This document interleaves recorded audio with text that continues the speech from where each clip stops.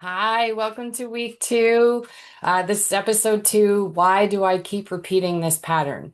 So, this month in July, we're going to be just sort of talking about what's been impossible to ignore in episode one. Where do we keep repeating patterns? Who am I becoming will be next week. What is this new way of thinking, how it's emerging? And of course, what has this whole season revealed? And there is a lot of energetic signatures going on in July right now, but I'm trying to keep these as general as possible because these can apply at any point. We don't have to just depend on the astrology in order to make these decisions or have these awarenesses. We can just utilize the skies to allow us to open into that. So, as usual, my memory is not 100%, so I will have notes I'll be checking in with. So, I do want to talk about why do I keep repeating these patterns? So, it's almost like the questions are I thought I'd already worked through this, or even oh, I knew I had another one in here. Why do I keep doing things, right? It's like I've learned. So how does this keep coming up? What is this a pattern? Maybe it's the way we handle our relationships. It could be the way we respond to stress, and maybe it's just we were trained to put everybody else first. And this can be especially with women. We're taught to put our kids first, our husbands first, our partners first, all of these things first, and not really look at who we are. Maybe it's the financial pressure, right? Or the same feeling that there never seems to be enough, and it's just repeated, like we try and it doesn't work out the way we want, and it feels like we failed. And I'm here to actually remind you that you have succeeded, like literally every day of your life that got you to this point, even through the challenges, you still succeeded. But sometimes that pattern, it feels so familiar that we slip back into it. And it's frustrating because the awareness has already happened. Why has this not changed? What has not allowed this to change? What is creating this loop that I'm unable to move forward from? You can see this loop, this pattern, and somehow you continue to find yourself. And I know for me that it happens. It's the conditioning from that womb to 7 years old gets stuck in our heads. And even as adults, it's like, how do we get out of it? How do we learn new patterns? So I'd like to explore why a repeating pattern is not necessarily a sign of failure. And sometimes it's actually a sign that we are ready to understand.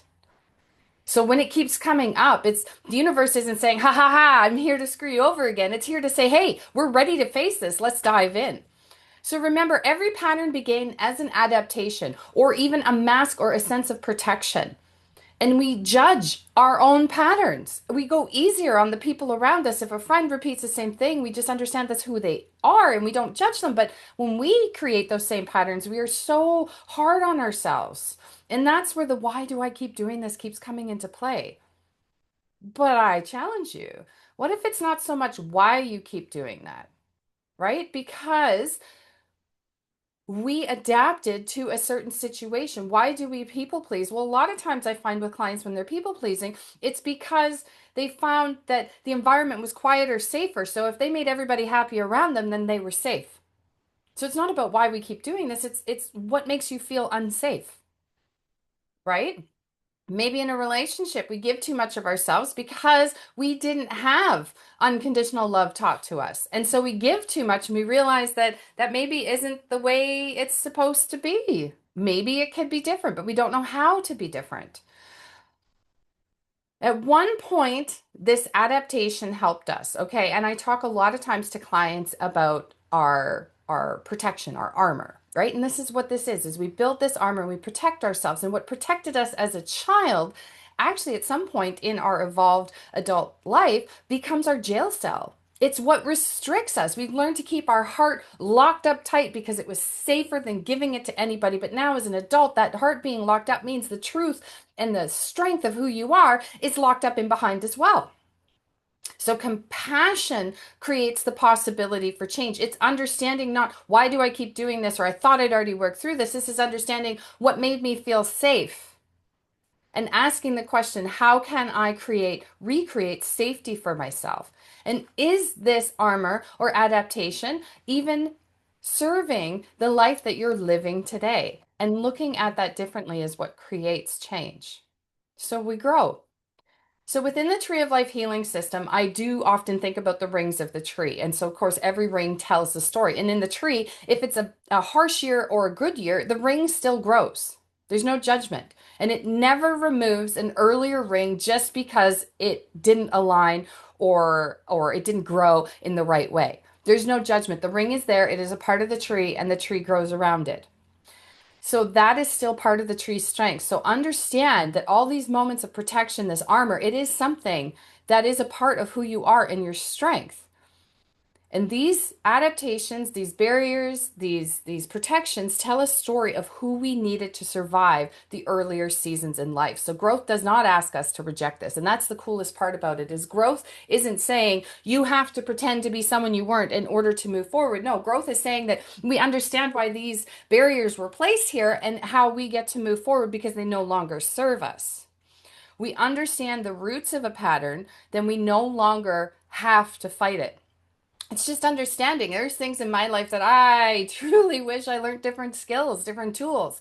And as an adult, they are a lot harder to learn. However, I'm just as flawed as anyone else, so I'm going to keep working through them. As long as I know for myself that I acknowledge, hey, this is where I'm missing skills. This is where maybe that ring on the tree didn't grow in its entirety, then I'm allowed to move forward from that. Just acknowledge it, accept it, and move forward. We can begin choosing different choices, different realities, different pathways because we begin to grow beyond the conditions that first created that adaptation, that barrier, that boundary. So, why this week feels different? Okay, this is a big, huge week in this whole July event. So, one of the reasons this week's conversation feels different, and this I'm going to refer a lot to my notes because I want to make sure I get you everything. We're invited to reflect in several different directions. Okay, Mercury continues its retrograde journey through Cancer. This is very internally reflective, encouraging us to revisit family and familiar emotional stories, memories, and the way we've learned to care for ourselves. Venus is now moving into Virgo this week, bringing gentle attention to what we truly value. And Venus in Virgo is incredibly powerful because it starts to pull apart things that no longer align, but it also pulls apart the things that we might need to pay more attention to. So we may notice our relationship with daily routines, our health, our finances, and in the practical ways in which we nourish ourselves. So this Mercury in Cancer retrograde is asking us to look within, and Venus in Virgo is then asking us what parts of ourselves need nourishment, kindness, care, and attention. It's a very beautiful time frame right now. So sometimes what looks like a financial pattern, right? Because Venus is a very much a hidden financial planet. So again, returning internally. So this is looking at sort of the value with our finances.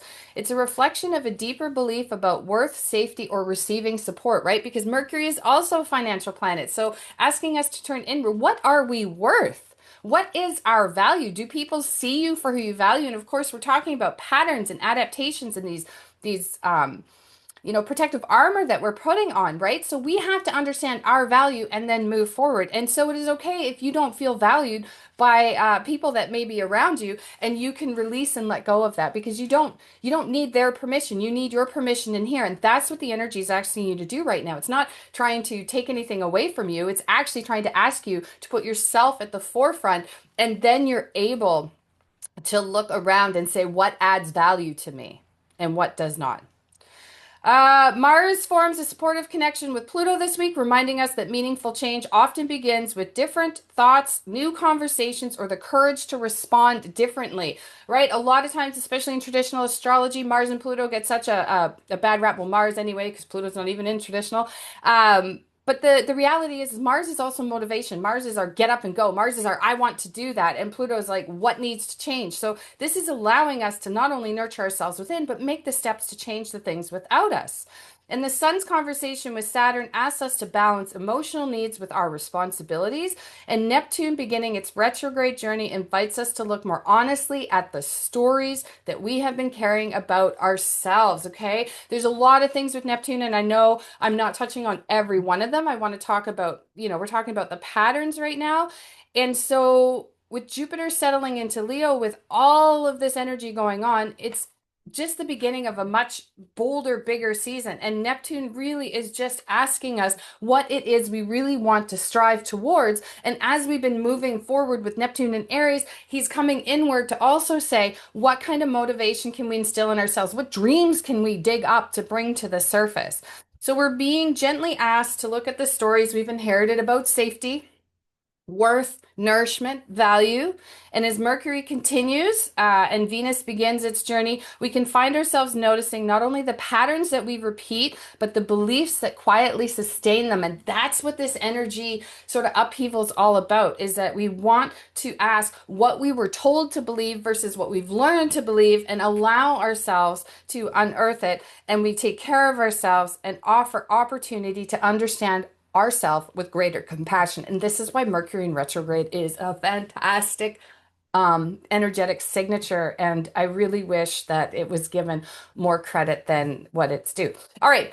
So just to finish up, the body always joins the conversation, right? We got to talk about the body. So most of the things I notice is that we don't recognize the patterns because we think it, we do it. This is just who we are. This is the way we go. We recognize it because we begin living it. We start to see the similarities, the coincidences, like maybe things aren't quite working out. We realize we make the same choices that get us to the same spot. So this can leave you physically drained, your body exhausted because your body's saying this is not the path that we are trying to choose to take. And it's almost as though the mind and the mental armor and the body, the physical, aren't in agreement. And so there is some exhaustion. The rush to fix everybody else's problems before asking yourself what you need, the body is going to stand up and scream in pain and agony or exhaustion or collapse itself because it is not wanting to take on anymore. It's saying yes before you've checked in with yourself. It's the knot in your stomach when you open your banking app and you realize you're not making the financial choices that are in alignment with who you are. Um, it isn't just our thoughts, it's our habits, it's what we do. What do you do daily? Check in, ask yourself, what is your routine?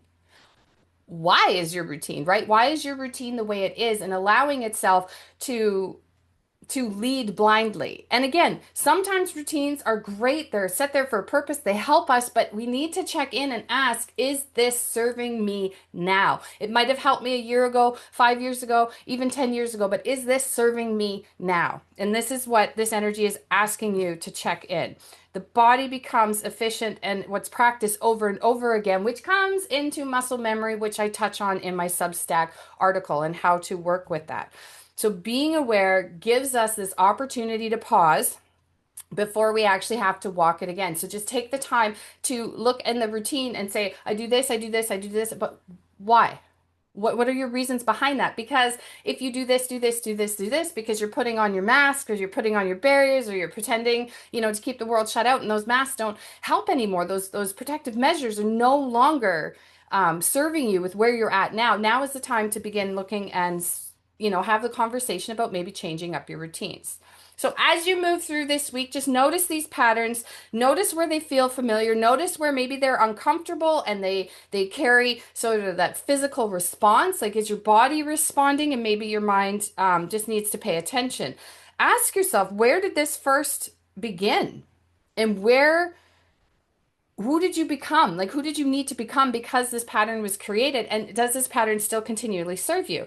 And of course, if this conversation resonated with you and you want to explore further, you can visit my website at kimberlyjolivet.com. I have it in the comment below. And you can access my Substack, The Sanctuary, through there where we dive deeper into all of this. So until next week, notice the patterns that are asking to be understood with greater compassion. And thank you very much for being here. Bye.